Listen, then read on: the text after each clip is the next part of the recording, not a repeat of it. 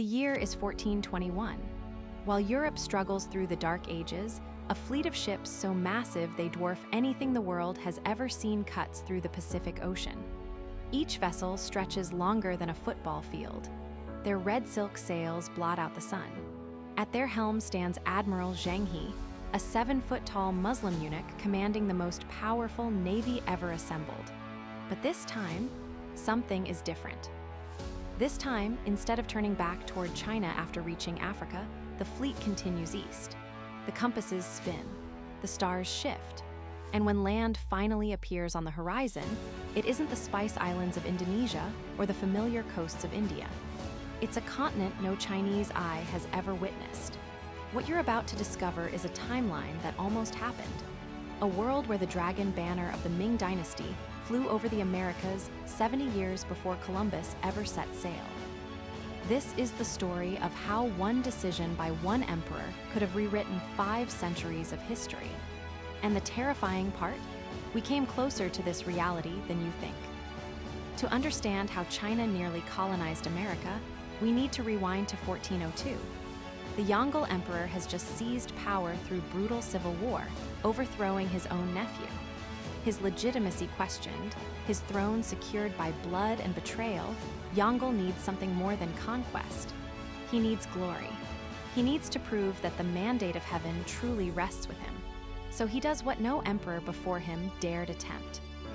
He builds a navy that makes the Roman Empire look like a fishing village. The dockyards of Nanjing become the largest industrial complex on Earth. Trees from entire forests are felled. Over 30,000 workers labor day and night. The result? Ships measuring over 400 feet long, 9 times larger than anything Europe will build for another 4 centuries. Between 1405 and 1433, Admiral Zheng He leads 7 treasure fleet expeditions across the Indian Ocean. He reaches Arabia. He maps the East African coast. He brings back giraffes and gemstones, tribute and terror. The Ming fleet numbers over 300 ships carrying nearly 30,000 men. They are unstoppable. They are unprecedented. And here's what history forgot to tell you. In our timeline, they stopped. But what if they hadn't? The year 1433 marks the turning point between our world and the one that could have been. In our timeline, the Hongxi Emperor, Yongle's son, dies after less than a year on the throne. His successor, the Yongle Emperor, continues the treasure voyages briefly, but the Confucian bureaucrats smell blood. They hate the eunuchs. They despise the expense. They convince the young emperor that these expeditions are wasteful vanity projects. By 1433, the treasure fleet makes its final voyage.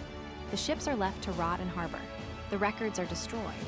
China turns inward, and the opportunity dies. But imagine this divergence. Imagine the Hongxi Emperor lives just 5 more years. Imagine Zheng He, emboldened by his African expeditions, proposes one final audacious voyage to discover what lies beyond the eastern horizon. The Confucian scholars protest, yes, but a healthy, confident Hongxi overrules them. The maps from Arab traders suggest land far to the east across an unknown ocean. Legends speak of islands of gold beyond the sunrise. And so, in 1421, Zheng He receives orders that will change everything. Go east. Find whatever lies beyond the great ocean. Claim it for the dragon throne. The fleet departs on a voyage that should have been impossible. But for China's shipbuilding genius, it's merely difficult. After 3 months at sea, the lookouts spot something that stops every heart on deck. Mountains, jungle, and smoke rising from thousands of villages. They have discovered the Americas. Imagine you are a Mexico warrior standing on the Gulf Coast near what we call Veracruz. It's a morning like any other in the year 13 Rabbit of the Aztec calendar. You're watching fishermen bring in their catch when someone screams and points toward the horizon. What you see defies comprehension. Mountains are moving across the water.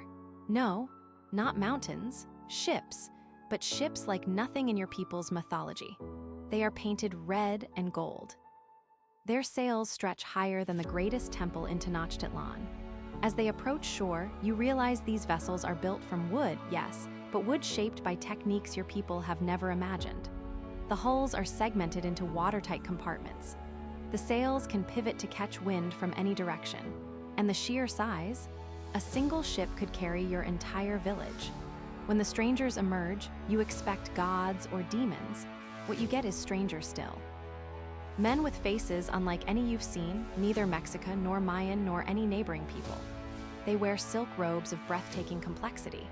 Their armor is lacquered metal that shimmers in the sun. And their leader, a giant of a man, approaches with translators speaking languages accumulated from 3 continents of trade. This is not the Cortés you learned about in history class. This is Zheng He, and he's not here to conquer with a handful of desperate soldiers. He commands thousands of Marines. He has gunpowder weapons, and behind him sails the industrial might of an empire that spans millions of square miles. The Mexica rulers face an impossible choice: resist and face annihilation, or accommodate and risk their civilization being absorbed into something incomprehensibly vast. Here's what you need to understand about Ming China's approach to foreign relations. They don't colonize in the European sense. They don't need to. China sees itself as the center of civilization, the Middle Kingdom, and everyone else exists on a spectrum from civilized tributaries to barbarous outsiders. When Zheng He's fleet discovers the sophisticated city-states of Mesoamerica, they don't see primitives to be enslaved. They see potential tributary kingdoms. The Mexica Triple Alliance, the Maya city-states, the Tarascan Empire, all possess writing, mathematics, astronomy, and complex governments. In Chinese eyes, these are civilizations worthy of joining the tributary system. The offer is simple and devastating. Acknowledge the Ming Emperor as the supreme ruler of all under heaven. Send regular tribute missions to Beijing. Adopt Chinese administrative techniques and technology. In exchange, you get protection, trade goods, and the prestige of Chinese recognition. Some kingdoms accept immediately, others resist. The difference? In our timeline, the Aztecs fell to Cortés's 500 soldiers and European diseases. In this timeline, resistance means facing an organized Ming military expedition of 5,000 troops armed with firearms, backed by a fleet that can blockade entire coastlines. The mathematics of conquest change completely. Within a decade, Chinese magistrates are being appointed to oversee major American cities. The Dragon Banner flies from Yucatan to Nicaragua, and ships begin making regular crossings, not from Europe, but from Nanjing, carrying silk, porcelain, and gunpowder west, and silver, jade, and cacao east. A trans-Pacific economy emerges a century before the Spanish galleon trade ever existed. Now comes the truly mind-bending part. The so-called Columbian Exchange, that catastrophic transfer of diseases, crops, animals, and people between hemispheres, it still happens. But the timing, the direction, and the consequences shift in ways that reshape the entire planet. Chinese ships begin regular trans-Pacific voyages by 1425. They bring chickens, pigs, and rice to the Americas. But they also bring something far more deadly: smallpox, measles, influenza. The demographic catastrophe still occurs. Indigenous populations still crash by up to 90% in some regions. But there's a critical difference. When Columbus arrives in 1492, and yes, he still makes his voyage, he doesn't find empty lands ripe for Spanish conquest. He finds thriving Ming colonies protected by Chinese garrisons, populated by indigenous peoples who have survived the initial disease waves and developed some immunity, and connected by trade routes stretching back to Beijing. The Spanish take one look at Chinese firearms, Chinese fortifications, and Chinese warships, and they sail back to Europe with tales of the Eastern Empire already controlling the New World. The entire colonial project of Europe, the foundation of modern Western dominance, it doesn't happen, at least not in the Americas. The wealth that funded the Renaissance, the gold and silver that enabled European military expansion, the plantation economies that drove the Industrial Revolution. All of it flows not to Madrid and London, but to Beijing and Nanjing.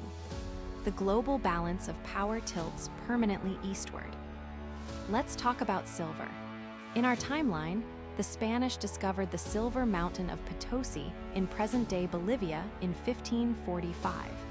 That single mountain produced more silver than anywhere else on Earth. It funded the Spanish Empire for centuries. It crashed global economies through inflation. It connected the world through trade. Now imagine that discovery happening under Ming administration. Chinese mining techniques, already advanced from centuries of extracting coal and ore, are applied to American silver deposits decades earlier than Spanish methods. The output is staggering. Fleets carrying tens of thousands of pounds of silver depart from Pacific ports and arrive in China, where silver is even more valuable than in Europe due to its use in currency. The Ming economy, which historically struggled with currency debasement and financial instability, suddenly becomes flush with precious metals. The government can pay its armies. It can expand the Grand Canal. It can subsidize agriculture. All the economic problems that weaken the Ming dynasty in our timeline, they disappear. But there's a darker side to this prosperity. The indigenous peoples of the Americas find themselves forced into mining operations that rival anything the Spanish imposed. Yes, Chinese administration tends toward bureaucracy rather than the conquistadors' raw brutality, but the demand for silver is insatiable. Mining communities under Chinese control become industrial complexes.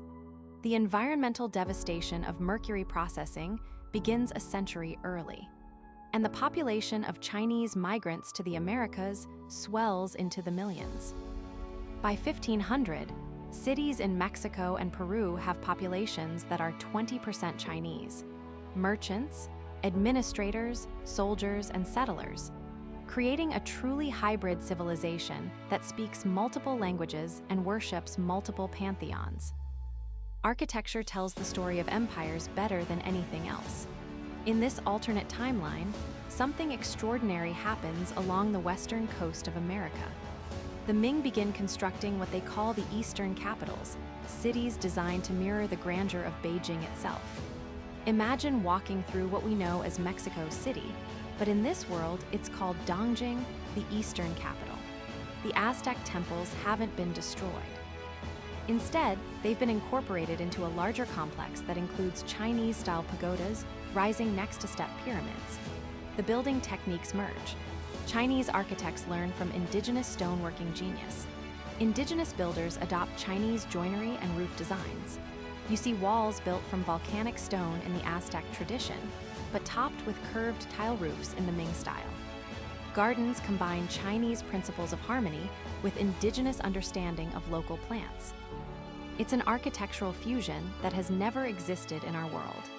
The emperor in Beijing sends master craftsmen to oversee construction. Whole forests are cleared, not just for the buildings, but for the massive treasure ships that now use American ports as their bases. Shipyards rivaling those in Nanjing spring up along the Pacific coast. And here's the kicker. When the Ming dynasty faces its historical crisis in the 1640s, when Li Zicheng's rebellion threatens Beijing, the empire doesn't fall. It has a backup. It has an entire secondary power base across the Pacific. The imperial family, the bureaucracy, the military, they have somewhere to retreat. And that changes everything. Columbus makes his voyage in 1492. He lands in the Caribbean expecting to find scattered indigenous tribes. What he actually finds is a Ming naval patrol. The Chinese admiral who intercepts him doesn't even consider the Spanish ships a threat. Why would he? Columbus commands 3 vessels roughly 90 feet long, with crews totaling 90 men. The Chinese patrol consists of ships 4 times that size with cannons and gunpowder weapons Columbus has never encountered. The meeting is almost comical. Columbus tries to claim the islands for Spain. The Chinese admiral, through a translator who speaks a dialect of Arabic, politely explains that these territories have been under Ming administration for 70 years and suggests Columbus return home before more serious warships arrive. When Columbus returns to Spain with his report, the Catholic monarchs face a diplomatic nightmare. The richest lands in the West are already claimed by an empire Spain knows exists but has never successfully contacted. Portuguese navigators trying to round Africa encountered Chinese trading posts already established on the eastern coast. Vasco da Gama, reaching India in 1498, finds that the Ming treasure fleet established trade relationships with Indian kingdoms decades ago. The European age of exploration doesn't stop. It just becomes much more frustrating. Europe finds itself locked out of the greatest economic opportunity in history. And without American gold and silver flowing into European coffers, the Renaissance changes. The Reformation changes. The entire trajectory of Western development changes. Let's talk about what this means for global development. In our timeline, the 19th and 20th centuries saw the rise of the Atlantic world. Britain, America, France, Germany, the powers facing the Atlantic Ocean dominated the globe.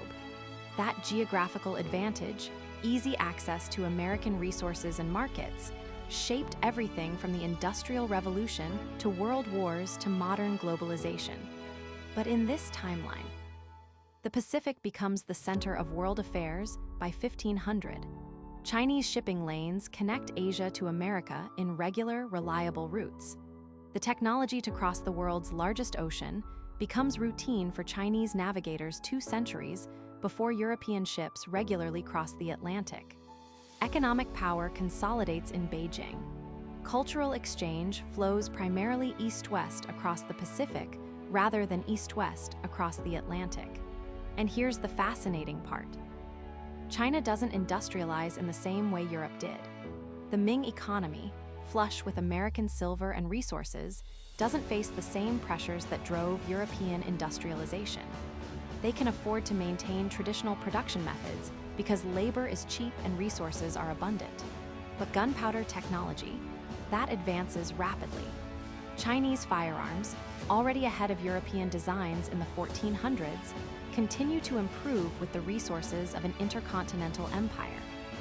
By the time Europe begins its own industrial revolution in the 1700s, they're doing so in a world where the dominant superpower isn't fellow Europeans to compete with and learn from.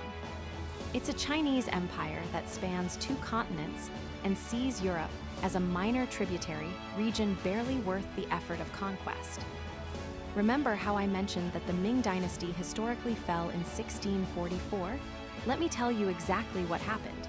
Decades of fiscal crisis. The government couldn't pay its troops. Climate change caused crop failures across China. Peasant rebellions erupted as the government lost legitimacy. And when Li Zicheng's rebel army approached Beijing, the last Ming Emperor hanged himself rather than face capture. The dynasty that had ruled China for nearly 3 centuries collapsed in a matter of weeks. But in our alternate timeline, none of that happens. Why? American silver. The fiscal crisis that crippled the Ming government simply doesn't occur when fleets arrive annually carrying tons of precious metals. The armies get paid. The bureaucracy functions.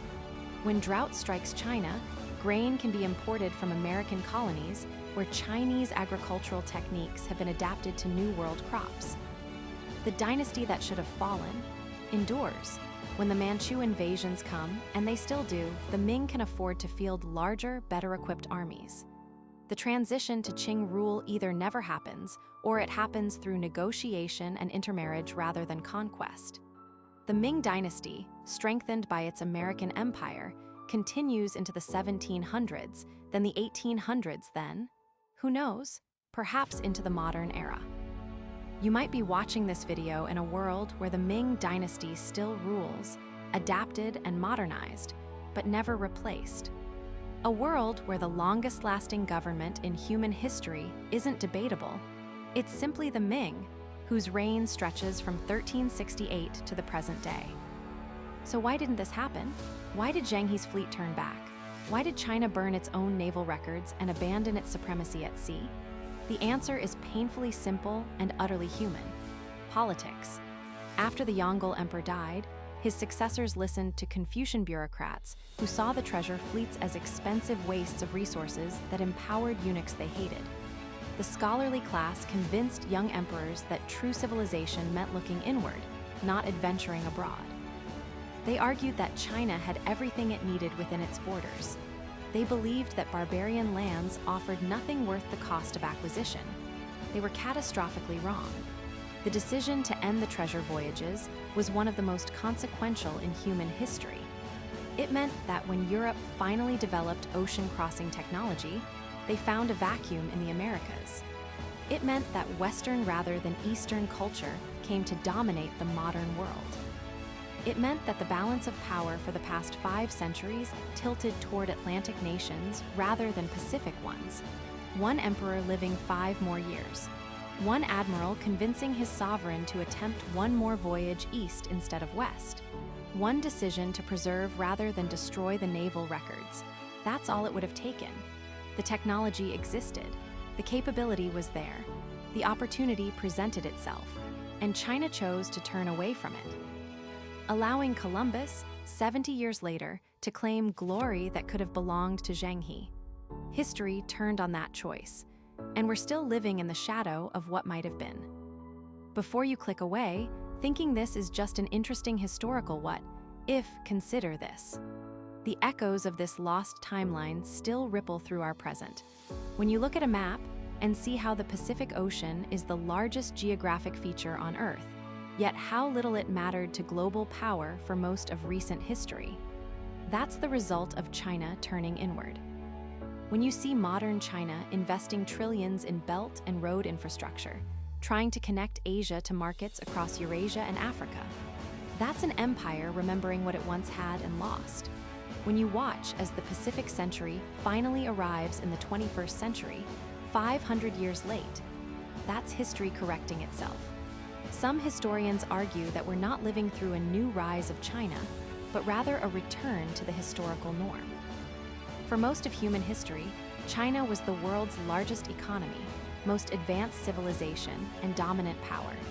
The past 2 centuries of Western dominance, that's the aberration, the anomaly. The brief moment when Europe's colonial empires controlled the globe while China slept. What if Zheng He had reached America? We'd be living in a completely different world. Democracy might never have emerged from the Enlightenment because European nations wouldn't have had the resources to develop it. The United States wouldn't exist. The territory would be part of a trans-Pacific Chinese empire. The very concept of Western civilization as the driver of modernity would be foreign to us. We'd think of progress and development in Chinese terms, through Chinese philosophy, using Chinese examples. Instead, we live in a world created by a decision made in 1433 to stop exploring, and to burn the maps showing how far humanity could reach. History is not inevitable. Empires are not destined. The world you live in today was one choice among millions that could have been made. And somewhere, in the multiverse of possibility, there's a version of you watching a documentary about what if Europe had discovered America first, never realizing how improbable that scenario actually was. So here's what I want you to take away from this. History is not a straight line. It's a sequence of choices, accidents, and contingencies that could have gone differently at any moment. The world seems inevitable only in hindsight. The Ming Dynasty had the technology, the resources, and the ambition to colonize the Americas 70 years before Columbus. They chose not to. That choice created the world you live in today, a world of Western dominance that's only now beginning to shift back toward the East. But here's the deeper question. What choices are we making right now that will seem equally consequential 500 years from now? Are we turning away from opportunities the way the Ming court turned away from the sea? Are we listening to voices telling us to look inward when we should be reaching outward? Are we destroying the maps to possibilities we don't fully understand yet? The Ming Dynasty teaches us that civilizational momentum can stop in a generation. That the most powerful empire on Earth can choose decline. That assumptions about inevitability are dangerous. They had everything they needed to dominate the globe for centuries, and they chose to let it slip away. We remember them not for what they achieved, but for what they could have achieved. Don't let that be our epitaph too. History is not over. The timeline is still being written. And the next 500 years, they're ours to shape. The treasure fleet is waiting. The only question is whether we're brave enough to sail it toward unknown horizons, or whether we'll burn the maps and wonder what might have been. The choice as it always has been, is ours.